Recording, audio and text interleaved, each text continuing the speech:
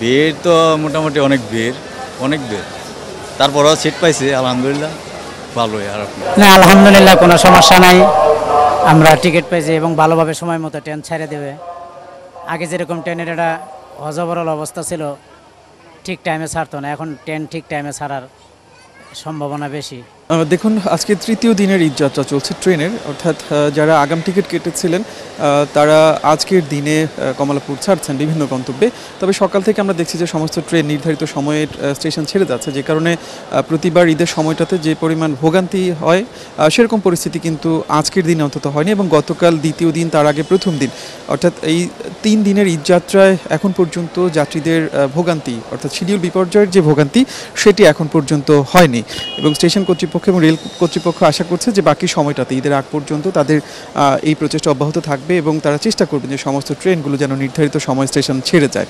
আর আজকের তৃতীয় দিনে সকাল থেকে দেখছি যে যাত্রীর চাপ কিছুটা বেড়েছে। গতকাল একদমই যাত্রী ছিল না, খুবই কম ছিল যাত্রী সংখ্যা। তবে আজকের দিনে সকাল থেকে যাত্রীর চাপ কিছুটা বেড়েছে। তবে রেল কর্তৃপক্ষ যেটি পরিষ্কার করে বলছেন যে এখন পর্যন্ত আসলে ঈদের যে ভিড়, যে যাত্রী চাপ, সেটি এখন পর্যন্ত শুরু হয়নি।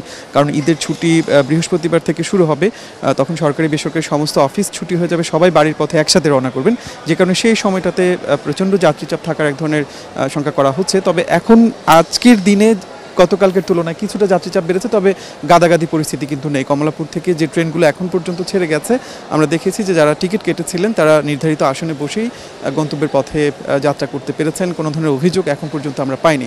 আর বিনা টিকিটের ভ্রমণ বন্ধ করবার জন্য আমরা দেখছি যে স্টেশন কর্তৃপক্ষ তারা কিন্তু আপ্রাণ চেষ্টা করছেন, কারণ ঈদের সময় প্রচুর যাত্রী তারা বিনা টিকিটেই আসলে ভ্রমণ করবার এক ধরনের চেষ্টা করেন।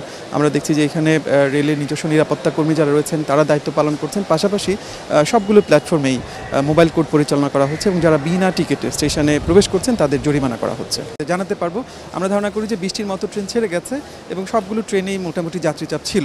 তবে যারা টিকিট কেটেছিলেন তারা সিট নিয়ে যেতে পেরেছেন, অর্থাৎ ঈদের একেবারে আগ মুহূর্তে যেটি হয় যে সিটের টিকিট থাকার পরেও কিন্তু অনেক যাত্রী তার সিটে উঠতে পারেন না, বসতে পারেন না, এরকম পরিস্থিতি এখন পর্যন্ত হয়নি। আপনি খেয়াল করলে দেখবেন যে যাত্রীরা কিন্তু তাদের নির্ধারিত সিট যেগুলো রয়েছে সেগুলোতে তারা বসতে পেরেছেন, অর্থাৎ যাত্রীরা চাপ আছে কিন্তু এখন পর্যন্ত গাদাগাদি অবস্থা তৈরি হয়নি। আর সবচেয়ে ভালো খবর যে এখন পর্যন্ত ট্রেনের শিডিউল বিপর্যয়ের কোনো খবর নেই।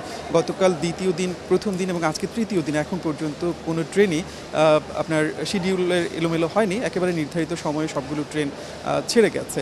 স্টেশন কর্তৃপক্ষ এবং রেল কর্তৃপক্ষ যেটি পরিষ্কার করে বলছেন যে সামনের দিনগুলোতে তাদের এই প্রচেষ্টা অব্যাহত থাকবে। তবে দেখার বিষয়, যেহেতু বৃহস্পতিবার থেকে ঈদের ছুটি শুরু হয়ে যাবে, শেষ মুহূর্তে যাত্রী চাপ যখন আরও বাড়বে তখন আসলে পরিস্থিতি কী দাঁড়ায়।